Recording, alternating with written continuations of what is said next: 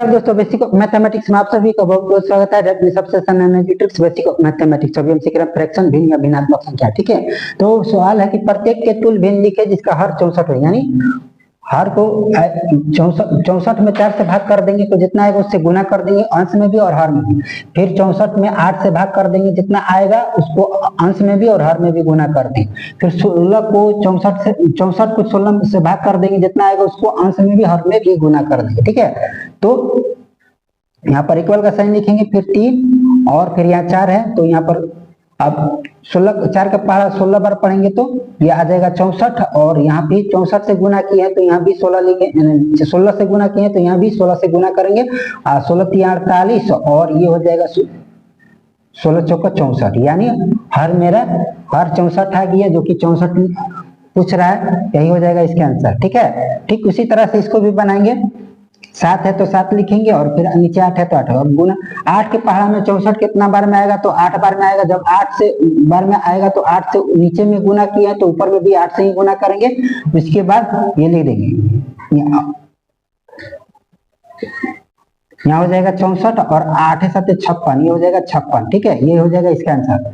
ठीक उसी तरह से इसको भी बनाएंगे। यहाँ पर 16 है तो 16 गुना कर देंगे और फिर 11 है तो 11 लिख के पहले 11 लिखेंगे फिर गुना चिन्ह। तो 16 का पहाड़ा में 64 कितना बार में आता है, 4 बार में। यहाँ 4 से गुना करेंगे, यहाँ पर 4 से गुना करेंगे और फिर इसको लिखेंगे 11 चौक 44 और ये हो जाएगा 16 चौक 64, यानी इसका आंसर हो जाएगा। ठीक है, ये ठीक है। ठीक उसी तरह से इसको भी बनाएंगे। यहाँ पर 3 है तो 3 लिखेंगे, फिर गुना का चिन्ह, फिर यहाँ 32 है तो 32 लिखे, फिर गुना। 32 के पहाड़ा में 64 कितना बार में आता है, 2 बार में आता है। 2 यहाँ से गुना किए और 2 यहाँ पर भी गुना किए, यानी जो आएगा उसको लिख देंगे। 3 दूनी 6 और ये आएगा 32 दूनी 64। तो हर हाल में मेरा 64 आ गया। पूछ रहा है कि प्रत्येक के तुल्य भिन्न लिखे जिसका हर 64 हो, तो इस तरह से बनेगा। ठीक इसका उल्टा ये है। ठीक है, इसमें हर का तुल्य भिन्न बोल रहा है निकालने के लिए, और इसमें क्या करा कि अंश का निकालने के लिए बोल रहा है। ठीक है, इसमें क्या लिखे, प्रत्येक के तुल्य भिन्न लिखे जिसका अंश 16 हो। तो सबसे पहले क्या करेंगे, इसको भी उसी तरह से करेंगे। यहाँ 2 है तो 2 गुना और 2 के पहाड़ा में 16 8 बार में आता है तो 8 से गुना कर देंगे, और फिर 5 है तो गुना, और जब अंश में 8 से गुना किए हैं तो नीचे में भी 8 से गुना करेंगे, जो आएगा वो आंसर हो जाएगा। ठीक है, तो अब मेरा हो गया 8 दूनी 16 और 8 5 40। ठीक है, ये हो जाएगा इसका आंसर। क्योंकि अंश बोल रहा है कि अंश 16 होना चाहिए तो हम 16 ला दिए हैं, अंश यहाँ भी 16 आ गया और यहाँ भी 16 आ गया। ठीक उसी तरह से इसी को बनाएंगे, दूसरा वाला के इक्वल का साइन देंगे। 4 गुना, अब 4 के पहाड़ा में 16 कितना बार में आता है, 4 बार में, तो यहाँ पर 4 से गुना करेंगे और फिर 7 है तो 7 से गुना। अब जब अंश में 4 से गुना किए हैं तो नीचे भी हर में भी 4 से गुना करेंगे, तो हो जाएगा 4 चौक 16 और ये 7 चौक 28। यहाँ पर भी उसी तरह यहाँ भी 16 और यहाँ भी 16। ठीक उसी ये हो जाएगा इसका आंसर।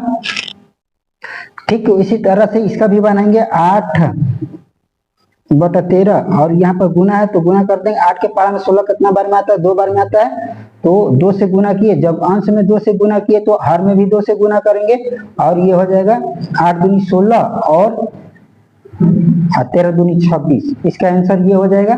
ठीक उसी तरह से इसको भी बनाएंगे। यहाँ पर इक्वल का साइन, फिर 1 यहाँ पर गुना है तो गुना कर देंगे, और फिर 1 के पहाड़ा में 16 कितना बार में आता है, तो 16 बार में आता है। और फिर यहाँ जब 16 से गुना किए हैं तो यहाँ भी हर में भी 16 से गुना करेंगे। अब ये हो जाएगा 16 कहीं 16 और फिर 16 3 16 16 32 16 48, ये हो जाएगा आंसर। ठीक है, तो इसी तरह से बनेगा। कुछ खास डिफिकल्ट नहीं है, बस आसान है। अब बशर्ते आपको थोड़ा बहुत कंसंट्रेशन के साथ देखें और समझने की कोशिश करें।